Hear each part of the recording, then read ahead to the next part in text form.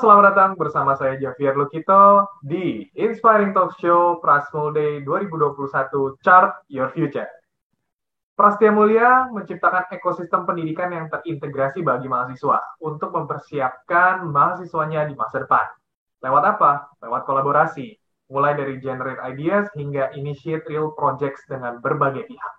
Supaya apa? Supaya para mahasiswa dapat memetakan karir yang dituju lebih awal. Termasuk dengan berbagai pilihan program yang sesuai dengan perkembangan zaman dan kebutuhan industri masa depan tentunya.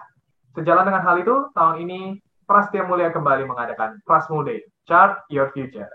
Pada hari ini, kita akan membahas mengenai Turn Hobbies into Profit. Dan pada Inspiring Talk Show, pada kali ini kita akan berbincang dengan Priscilla Kristadi. Halo semuanya, perkenalin saya Priscilla Kristadi, co-founder dari indotravelers.co, secondwave.lab, dan explorefilm.id. Oke, apa kabar Kak Priscilla? Baik. Sip. Aku kayaknya mau langsung nanya aja nih, biar kita langsung masuk ke dagingnya nih ya. Pengen tahu nih Kak Priscil, menjadi business owner, apa sih yang dirasakan terlebih saat menjalani profesi yang sesuai hobi ini, gitu loh. Dan juga bagaimana sih perjalanannya hingga bisa menemukan profesi yang sesuai dengan passion di bidang ini. Oke, pertama-tama menjadi business owner ya, itu nggak gampang sih. Kayak ini kan juga bisnis yang udah aku mulai dari sejak SMA. Kalau dulu pas kuliah tuh mikirnya masih punya pilihan gitu loh. Pas lulus mau nerusin bisnis, tetap jadi entrepreneur atau coba untuk nyari pengalaman di kerja kantoran gitu kan. Tapi sekarang ketika aku udah lulus dan aku mutusin buat beneran jadi entrepreneur, ternyata sama sekali nggak gampang. Karena satu hal yang pasti dari jadi entrepreneur itu tidak ada kepastian. Semua tergantung dari diri sendiri, dari kitanya juga, seberapa drivennya kita. Jadi kalau ditanya jadi business owner gimana, nggak gampang, tapi seru. Seru sih, seru banget. Dan apalagi bisa menjadi business owner yang bisnisnya itu berangkat dari hobi ya. Karena aku tahu ini buat beberapa orang sebuah privilege juga. Ketika kerja juga jadinya nggak bosen karena kita mengetahui betul bidang ini dan berangkat dari kesukaan gitu.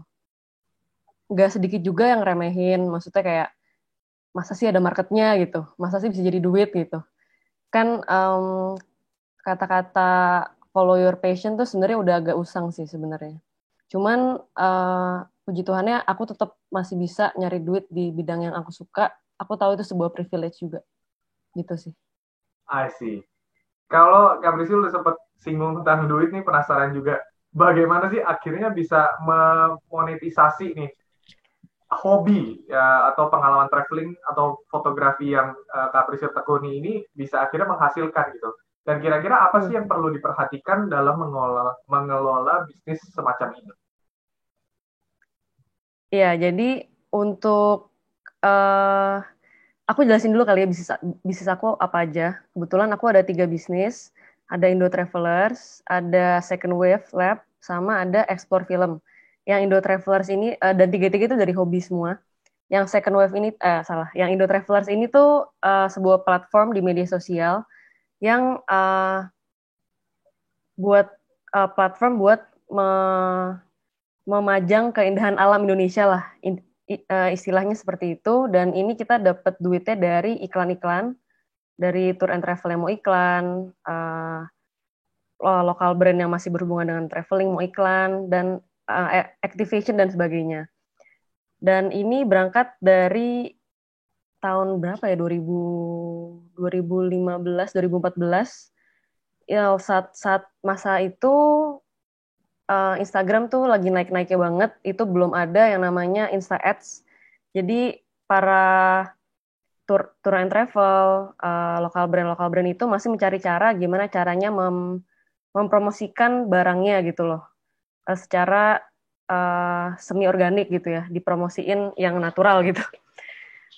Dan saat itu emang waktu itu tuh orang-orang belum gitu banyak yang explore Indonesia, kayak Sumba gitu-gitu belum banyak film soal keindahan alam Indonesia gitu. Dan orang-orang lokal mungkin bisa dibilang lebih banyak yang masih suka liburan ke luar negeri ya, kalau yang punya duit.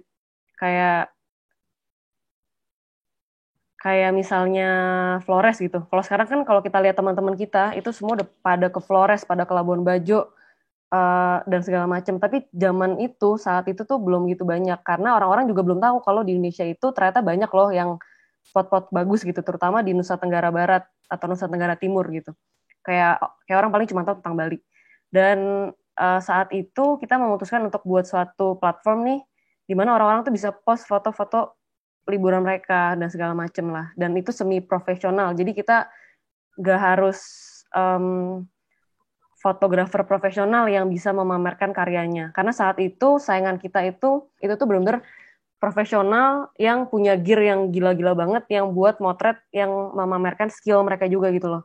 Tapi yang di highlight di Indo Travelers ini tuh lebih ke pemandangan alamnya, ke tempat-tempatnya. Jadi orang-orang tuh juga punya pilihan buat traveling tuh kalau dalam negeri kemana aja gitu loh. Nah di situ awalnya juga sebenarnya cuma kepikiran kayak seru nih kalau bisa diduitin gitu. Dan ternyata orang-orang yang nanya duluan ke kita kayak boleh minta price list, boleh kalau mau ajak kerjasama gimana caranya segala macam. Jadi bisa dibilang itu momentumnya saat itu juga tepat sih. Karena orang-orang juga maksudnya belum ada waktu itu yang segede kita buat platform kayak gitu dan orang-orang juga bisa dibilang haus ya. Maksudnya lo mau traveling ke luar negeri itu kan mahal banget ya. Sedangkan dalam Indo tuh juga banyak yang bisa dieksplor gitu. Dan itu yang buat Indo Traveler. Terus karena gue juga suka fotografi, jadi saat gue kuliah tuh analog film tuh lagi naik-naiknya banget. Beberapa tahun terakhir, anak muda terutama banyakan tuh balik lagi ke zaman dulu, motret pakai film. Walaupun ya mungkin banyak juga sih yang suka digital, tapi komunitasnya tuh ada dan gede gitu loh, buat moto pakai film analog. Makanya kita bikin, gue sama partner gue bikin lab cuci film analog. Kayak kalau zaman dulu kan di Fuji Film di segala macem, ini dan itu kan semua udah bangkrut. Tapi karena trennya sekarang mulai naik lagi, lab-lab itu tuh belum banyak sekarang. Paling di Jakarta nggak nyampe 10 lah. Sedangkan marketnya itu besar. Makanya tahun lalu gue bikin lab cuci film analog. Dan juga gue bikin modifikasi filmnya itu sendiri yang udah diekspor ke beberapa negara seperti Jepang, Taiwan, Thailand, Hong Kong. Dan ya seperti itulah. Dan kota-kota besar di Indonesia juga kita yang masuk.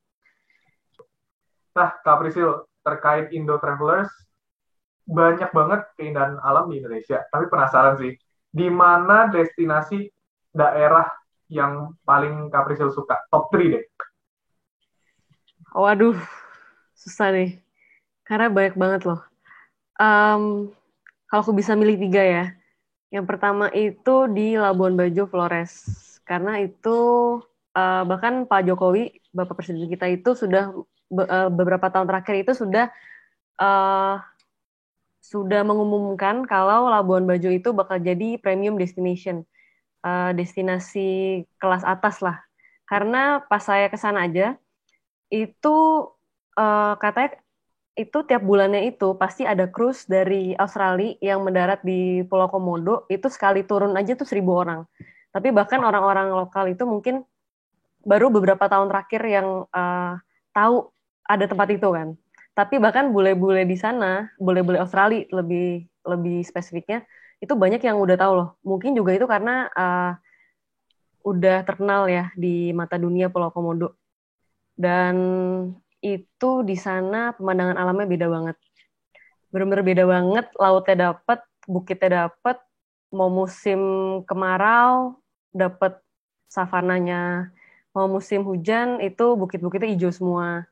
Dan kalau misalnya kita traveling gitu kan kita cuman ke satu tempat, habis itu nginep di hotel jalan-jalan kan. Tapi kalau di Labuan Bajo itu tuh kita nginep di kapal. Jadi kita nginep misalnya 3 hari 2 malam di satu kapal, itu menyusuri tuh ada Pulau Komodo, Pulau Rinca, ada Pulau Padar, dan lain sebagainya. Dan di sana itu pengalaman yang beda banget sih, karena kalau kita tidur di kapal malam hari, itu kita bisa ngeliat bintang-bintangnya tuh Milky Way itu jelas banget. Satu Milky Way jelas, terus pas sunset juga beda banget, bagus banget. Terus juga kita dapet ada namanya kalong, tau gak sih kalong? Jadi tuh itu pas malam tuh semua banyak banget kalong, gue bingung jelasinnya gimana, tapi itu bagus banget. Terus juga pemandangan bawah lautnya juga bagus. Mau snorkeling, kalau yang bisa diving, ada license diving. Bisa ketemu manta juga. Itu beda banget deh pokoknya. Terus nanti stop di pulau-pulau, kita hiking dikit. Pemandangannya juga luar biasa banget. Dan waktu itu sih, pas gue kesana tahun 2015, biayanya belum gitu mahal sih. Karena biaya buat lokal sama buat turis kan juga dibedain. Kita bersyukur lah jadi warga negara Indonesia, kita mau menikmatinya mungkin sekarang masih nggak terlalu mahal juga ya. Makanya kalau mau ke sana, saran saya sekarang setelah pandemi langsung ke sana. Kenapa? Karena nanti kalau udah dijadiin premium destination beneran, mungkin ada kenaikan harga kali ya. Karena kan I dari see. namanya aja udah premium destination. Itu pertama, Labuan Bajo. Kedua, By the way, Caprizil Labuan Bajo tuh yang ada Pink Beach ya kalau nggak salah ya. iya ya. Jadi Pink Beach tuh di Indonesia ada beberapa, satu di Lombok, satu di daerah sana, di daerah Labuan Bajo sana. Salah satu pantainya ada yang pink karena karangnya, terumbu karangnya juga warna pink gitu. Pecahan-pecahan karangnya. Terus yang kedua, aduh bingung nih. Derawan kali ya. Di Kalimantan Selatan. Itu gue kesana baru beberapa tahun yang lalu. Dan di sana itu surprisingly turis asing tuh banyak banget ya. Kayak turis dari Cina, dari mana, dari negara-negara mana gitu. Dan untungnya turis-turis lokal juga udah mulai pada banyak yang ke sana sih. Jadi kalau yang belum tahu, Derawan itu ada pantai, tentu saja pantai, pulau-pulau gitu bagus, dan juga ada namanya Kakaban. Itu tuh lu bisa berenang sama jellyfish, jellyfish yang tidak menyengat. Kayak kalau di kartun-kartun kan di SpongeBob tahu kan, itu ada jellyfishnya. Ya ini lo bisa berenang di situ. Terus juga ada, aduh banyak sih, ada air terjunnya, bukan air terjun, ada ada Labuan Cermin namanya Danau Labuan Cermin itu juga bagus banget di daerah Kalimantan Selatan situ. Dan mungkin Kalimantan orang mikirnya masih kayak hutan atau apa segala macam, enggak kok, di sana ada kehidupan yang sangat indah yang harus wajib dieksplor oleh kita sendiri gitu, warga-warga lokal. Terus yang ketiga, yang terakhir, Sumba. Sumba itu juga another world banget sih. Di sana tuh beda banget sama tempat-tempat lain, bukit-bukitnya sama kayak di um, Flores Labuan Bajo. Mau musim kemarau dapat savana, mau musim hujan itu juga padang padang rumputnya tuh hijau banget dan itu bagus banget sih. Untungnya banyak banyak apa uh, film-film yang udah mulai syuting di sana, jadi udah orang-orang juga udah mulai terekspos akan keindahan alam di sana. Uh, dan di sana juga culture-nya beda banget, tapi bener-bener kaya banget sih. Tiap tiap tempat di Indonesia tuh punya culture masing-masing yang bener-bener unik. Yang lo harus datang dulu, lo ngerasain dulu, ngobrol sama orang lokal, baru kayak ngerti gitu loh. Kayak kalau dibilang Indonesia itu kaya akan budaya, itu real gitu. Bener-bener real. Kayak kalau misalnya orang-orang kita kan mungkin karena deket, banyak kan eksplor Jawa dan Bali.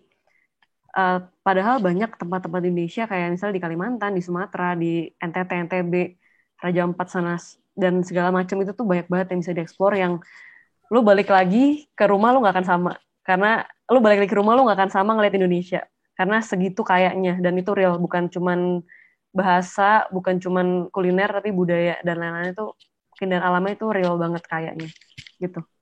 Tapi kalau makanan paling enak di daerah mana Kak? Waduh, tiap daerah punya keunikannya masing-masing, punya makanan khasnya masing-masing. Um, Tergantung lidah sih. Kalau gue personally gue cocok sama makanan Jawa. Gue suka yang manis. Gue Oh, nggak gitu suka yang pedas gitu. oke. Gitu. Next question sih Kak, penasaran.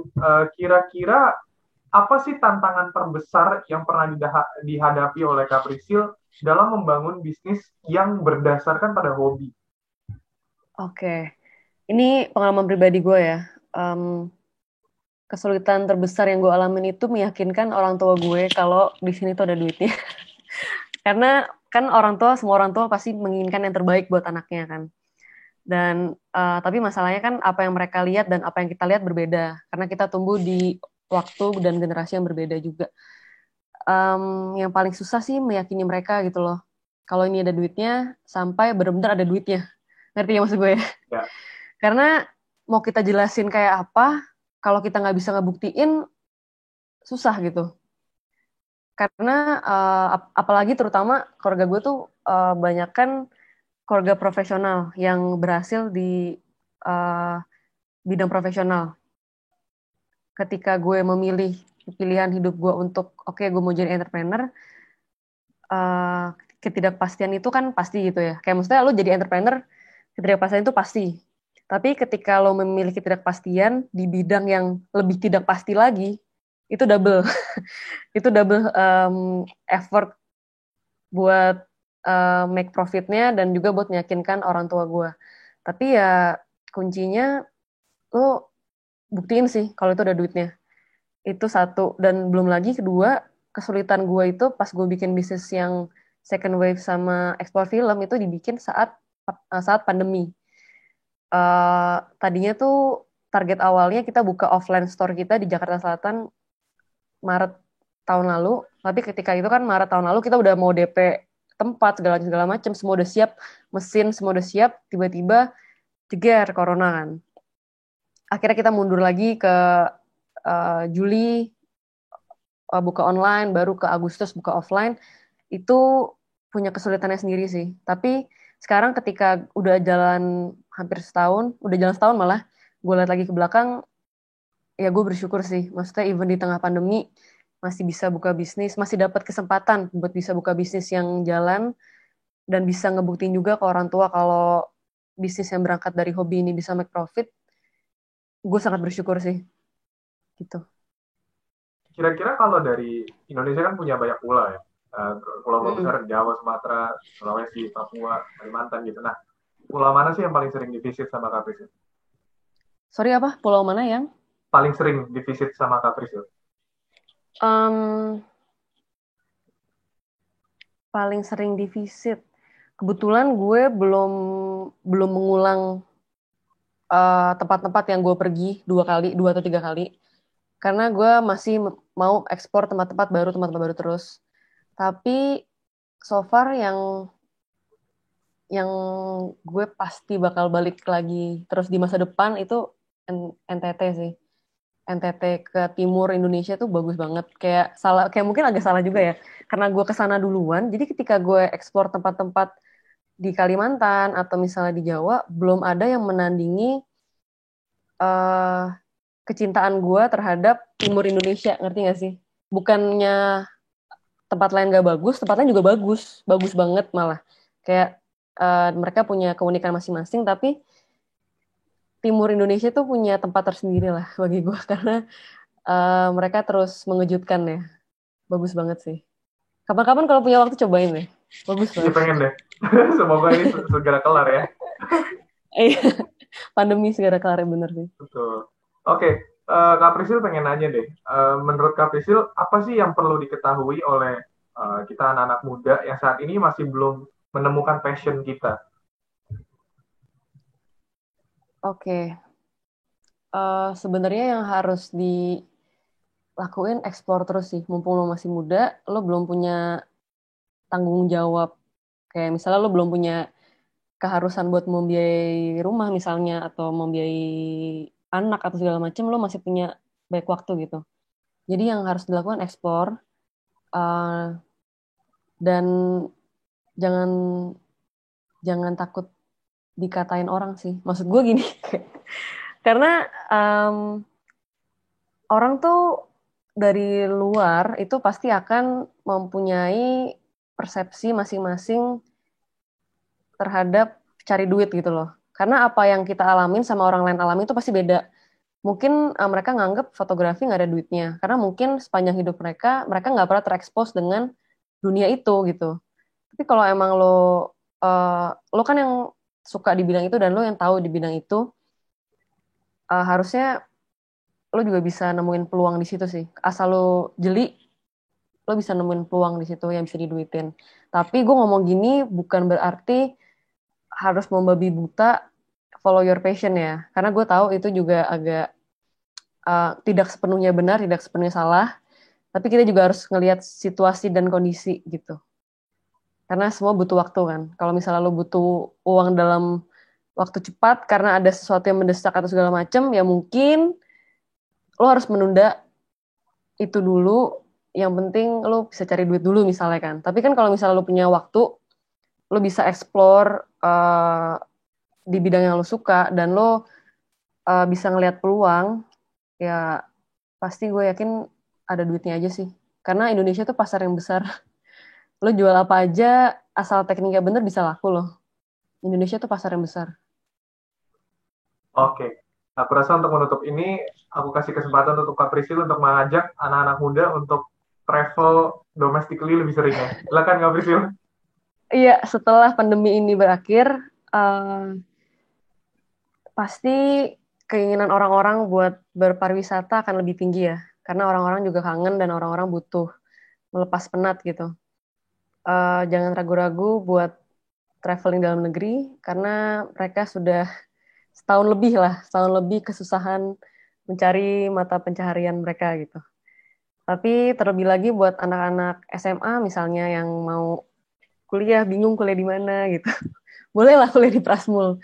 Saya sebagai alumni Prasmul sangat merekomendasikan buat yang mau berbisnis atau berprofesional mungkin ini bukti nyata kok. Saya merekomendasikan kalian untuk masuk ke Prasmul karena di sini bakal diajarin secara nyata, secara real, bukan hanya teori, gimana cara membangun bisnis gitu. Dan akan terus diasah, terus diadu lah, bukan diadu sih. Terus diproses bersama teman-teman as a group gitu. Oke. Gitu aja dari saya. Thank you, Kak Prisil. Inilah talk Thank hari ini you. dengan Priscilla Kristadi, co-founder dari @indotravelers.co. Dan untuk penutup, saya ingin mengingatkan kepada teman-teman semuanya untuk bisa mengakses website dari Prasmul Day, yang mana di situ ada hall S1, S2, dan S3, untuk bisa explore berbagai jurusan yang ada di Prasetya Mulia yang tentunya future oriented. Nah, di dalamnya nanti akan ada booth-booth untuk teman-teman bisa singgahi. Ada beberapa rooms juga, ada salah satunya mission room, di mana peserta atau viewers dari website bisa mengeksplor kegiatan non-akademik dan juga organisasi yang ada di Universitas Prasetya Mulia. Ikuti juga mini games yang seru di dalamnya dan dapatkan skor tertinggi untuk bisa memenangkan hadiah menarik dari Prasmul. Dan yang terakhir, cek schedule talk show lainnya di Hall Inspiring Talk Show. So stay tune terus di Prasmul Day, chart your future.